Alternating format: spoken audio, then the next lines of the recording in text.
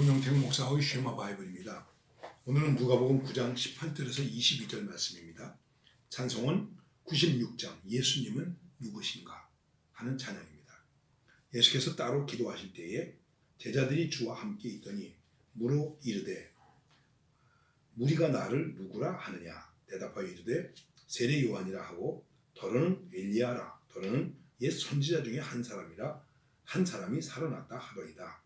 예수께서 이르시되 너희는 나를 누구라 하느냐 베드로가 대답하여 이르되 하나님의 그리스도시니이다 하니 경고하사 이 말을 아무에게도 이르지 말라 명하시고 이르시되 인자가 많은 고난을 받고 장로들과 대제사장들과 서기관들에게 버림받아 죽임을 당하고 제3일에 살아나야 하리라 하시고. 오늘 말씀은 우리가 너무나 잘 아는 베드로의 신앙 고백의 말씀입니다. 이 말씀을 다른 마태복음에서 보면 가이사랴 빌립보에서 이 말씀을 하셨다 이렇게 말하고 있습니다. 가이사랴 빌립보는 이스라엘의 북쪽입니다. 그래서 거기에 가면은 이제 요단강이 시작되는 그런 폭포도 있고, 그리고 그 가이사랴에는 로마의 그 신상을 새겨놓은, 그리고 당시에 알렉산더의 아버지인 빌립보를 기념하기 위해서, 필립을 기념하기 위해서 세운 그런 거대한 신상도 있고, 그런 것들을 내려다보면서 말씀하셨다는 것입니다. 그런 얘기가 있습니다. 그런데 어디에서 했느냐, 어떤 상황이었느냐, 이게 중요한 것이 아니라 이 말씀 속에서 우리가 중요하게 생각할 것이 있습니다. 예수님께서 첫 번째로 처음으로 제자들에게 죽으심과 고난과 부활을 말씀하신다는 것입니다. 아주 중요한 것이죠. 복음서의 내용의 핵심은 무엇입니까? 예수님의 고난과 그 다음에 예수님의 부활하심입니다. 그래서 예수님이 기도하시고, 예수님은 결정적인 순간에 기도하셨습니다. 중요한 순간에 기도하셨습니다. 여기에 주목해야 됩니다. 성경에 예수님의 기도가 여러 번 언급되어 있는데, 예수님께서 기도하실 때에 중요한 문제를 드러내놓고 기도하셨다는 것입니다. 예를 든다면 제자들을 선택하실 때에 기도하셨습니다. 전도하러 나가실 때에 기도하셨습니다. 그리고 십자가의 고난을 눈앞에 두고 기도하셨습니다. 그 십자가의 고난과 부활을 제자들에게 말씀하실 때에 기도하셨습니다. 여러분, 목사로서 늘 설교하죠. 그리고 설교를 위해서 기도해야죠. 과연 내일 주일인데 이 말씀을 듣는 성도들이 이 말씀을 어떻게 들었으면 좋았을까라고 하는 간절한 마음을 가지고 내가 얼마나 많이 기도했을까. 주님, 말씀을 잘 전하게 해주세요. 그렇게 기도했습니다. 그런데 누가 이 말씀을 듣고, 우리 교우들이 이 말씀을 듣고, 병든 자가 이 말씀을 듣고, 낙심 중에 있는 사람이 이 말씀을 듣고, 무언가 갈피를 잡지 못하고 있는 사람이 이 말씀을 듣고, 무언가 이 말씀 속에서 말씀을 붙잡고 해결할 수 있게 해주세요. 이런 간절한 기도가 우리에게 있어야 되지 않겠습니까?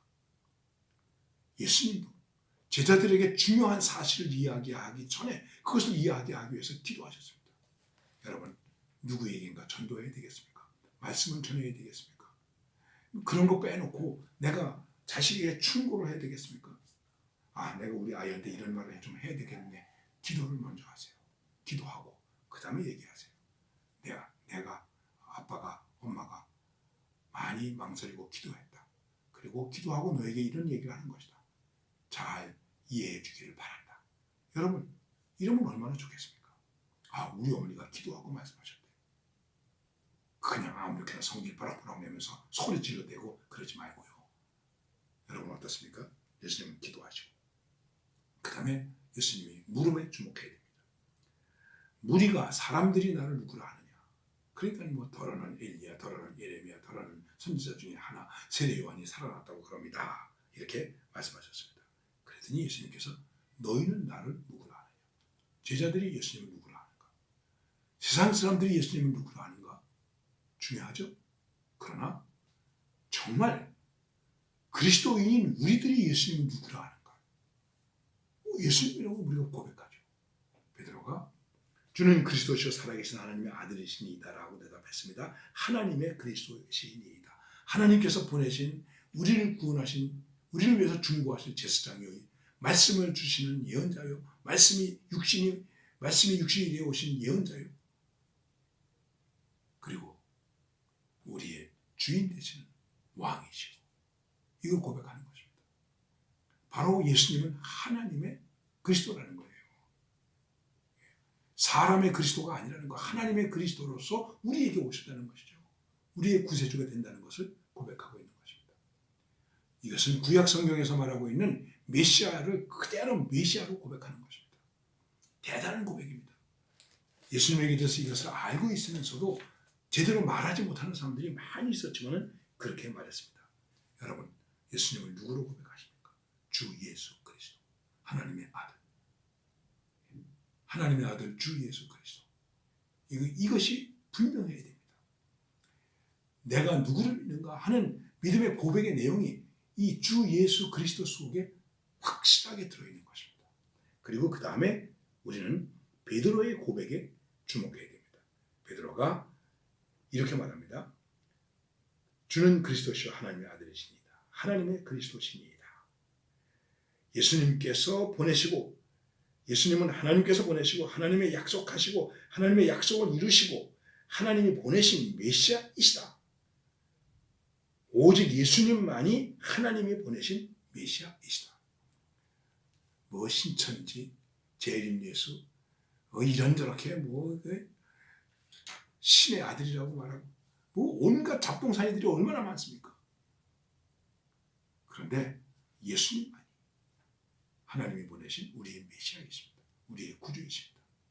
아무리 좋은 말을 하고 아무리 설교를 잘하고 아무리 성경을 기가 막히게 풀어서 이렇게 저렇게 해주고 성경을 짝을 다 맞춰주고 그런다고 할지라도 중요한 것은 구세주가 누구냐?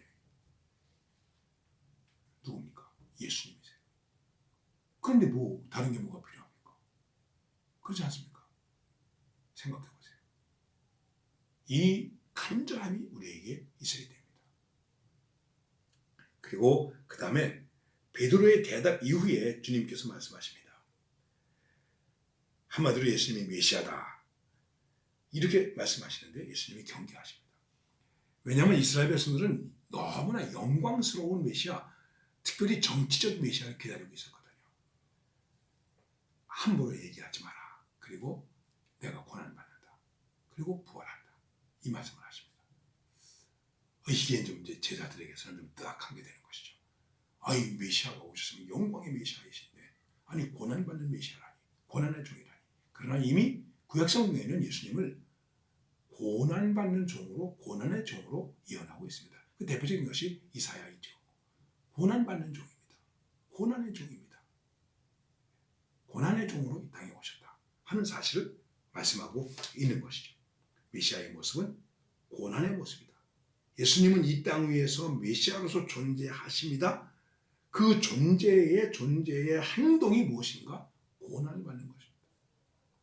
고난을 받는 것입니다. 그러나 또 부활하십니다. 우리가 예수를 믿고 믿음을 고백하며 그렇게 고백한 대로 살아야 할 의무가 여기에 있는 것입니다. 메시아는 메시아의 삶을 사는 것입니다. 그리스도인은 그리스도인의 삶을 사는 것입니다. 내가 그리스도인입니다. 예수님을 주로 고백한 사람입니다. 그 모습으로 살아야 하는 것입니다. 고백과 삶이 떨어지면 그러면 이중적이 되죠. 맛을 잃어버리게 되죠. 빛을 가리우게 되죠. 거기 혼돈과 슬픔과 심지어는 죽음과 멸망까지도 있게 되는 것입니다. 오늘 예수님께 대한 신앙의 고백은 다시 한번 깊이 생각하면서 나는 고백한 대로 살고 있는가? 내가 고백한 대로 살고 있는가? 고백한 대로의 삶이 내 속에서 지속되고 있는가를 깊이 생각하시면서 은혜 중에 승리하시기를